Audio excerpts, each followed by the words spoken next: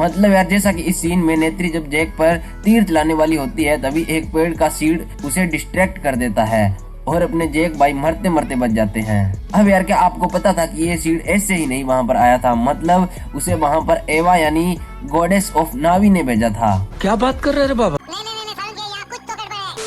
तो यार आज से कुछ ही टाइम बाद यानी 16 दिसंबर को अवतार मूवी का पार्ट 2 यानी अवतार the way of water theatres में रिलीज होने वाला है। अब यार मूवी की हाइप किस कदर है ये तो आपने इसके ट्रेलर के बाद से ही देख ही लिया होगा। और यार हो भी क्यों ना, क्योंकि लगभग एक पूरे जमाने को इसने अपने विजुअल इफेक्ट से अपना कायल बना दिया था। मतलब यार जहां उस टाइम लोग इस बात को लेकर कंफ्यूज थे कि मूवी में ज्यादा वीएफएक्स का यूज करें या फिर ना करें, क्योंकि कहीं ओवर वीएफएक्स के कारण मूवी खराब ना हो जाए। मतलब लोग अभी भी उसी पुरानी लाइन पर ज्यादा संतुष्ट थे, the real is more clear. मतलब लोगों का ये मानना था कि इन वीएफएक्स में कुछ भी नहीं पड़ा है, असली माल तो असली ही होता है। अबे साले। पर तभी एक मूवी आती है जो कि लगभग 70% वीएफएक्स से ही बनी होती है और वो पूरी दुनिया में धूम मचा देती है। अब यार पूरे 10 साल से भी ज्यादा टाइम के बाद इस मूवी का पार्ट 2 आ रहा है और यार इसके ट्रेलर के बाद तो अब लग भी रहा है कि हाँ हमारा इतना लंबा इंतजार वर्थ इट था। मतलब यार क्या कमाल का ट्रेलर था। मतलब यार अब आप ही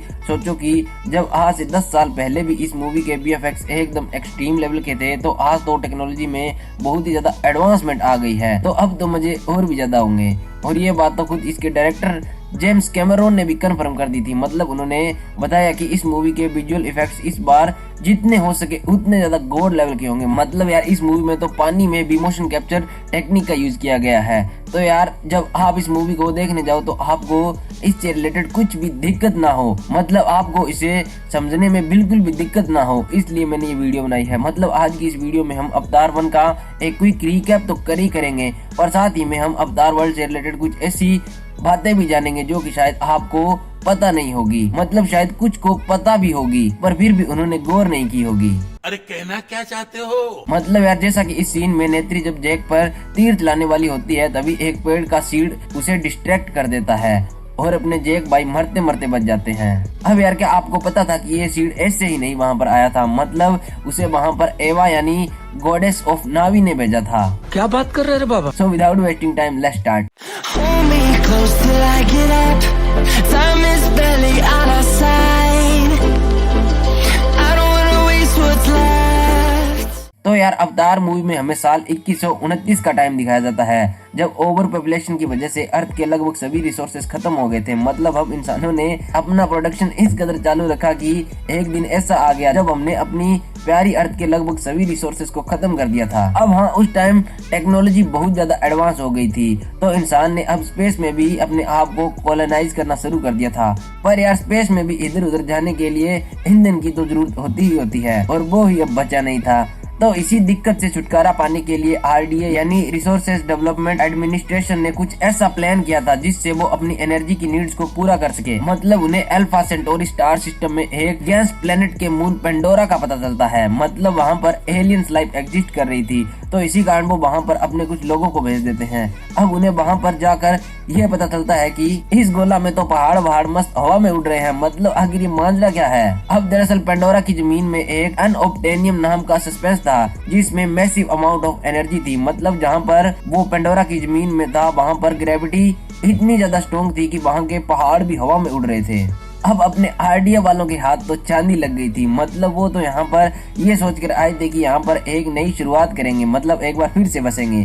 पर जब उन्हें ये पता चलता है कि इस अनऑब्टेनियम से तो हम स्पेस में कहीं भी आ जा सकते हैं तो उनकी नीयत हराम हो गई। मतलब अब वो सभी ये सोच रहे थे कि ये तो अपन को मांगता ही मांगता है। अब इसी पर ये सारी अवतार मूवी बेस्ड थी।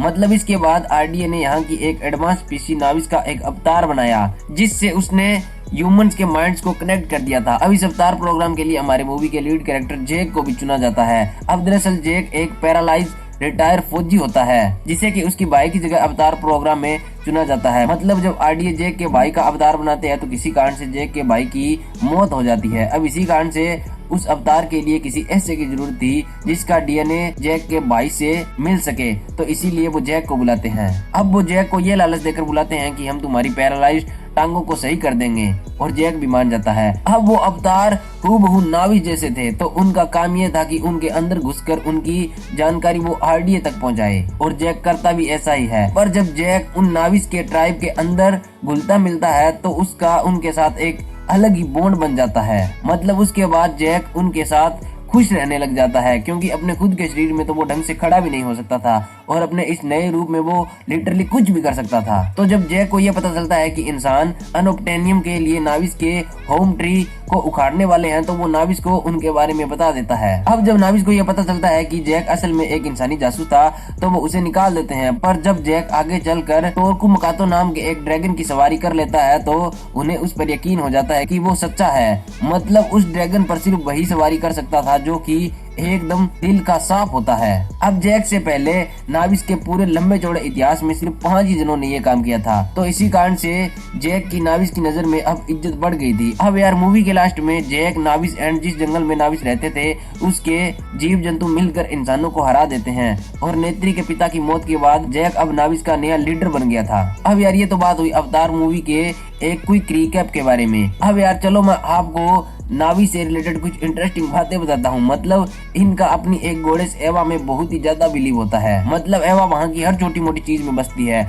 अब इसी कारण से जब मूवी के लास्ट में जैक ट्री ऑफ सोल्स के नीचे अपनी कॉन्शियसनेस को परमानेंटली अपने अवतार में ढालने के लिए जाता है, तो ऐसा हो भी जाता है। मतलब ट्री ऑफ सोल्स एक ऐसा ट्री होता है जिसके थ्रू नाविस डायरेक्टली अपनी गॉडेस एवा से कम्युनिकेट कर सकते हैं। मतलब एवा ने जैक की आत्मा को उसके इंसानी शरीर से परमानेंटली उसके अवतार वाले शरीर में डाल दिया था।